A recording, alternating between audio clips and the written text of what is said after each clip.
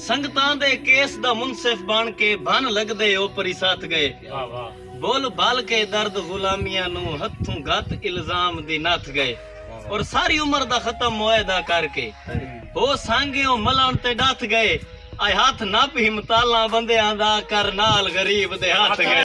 पुछसी सख्त मिजाजां तू बेजुर्म कत्ल शुरफा दे नाले किस्से अलसन अरशां ते हर फरशी बेपरवाह दे।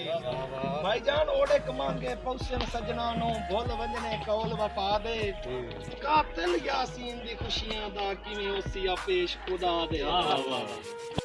जनाब भाई आसाम ला वड़ैच और शेर बहादुर खिची जनाब दी नजर दौड़ा उन्हां नु मिस कर दे होया कि किसे संग दिल बशर नु राट समझ के अल्लाह रासियां संगत च गड्डी।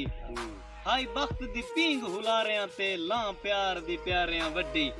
दंग गुजरदे रहे तकलीफां दे गल हुसड़ दी बाहर ना कड्डी। जिवें वण दी लकड़ नु अग खावे इंज रास है जिंदगी हड्डी।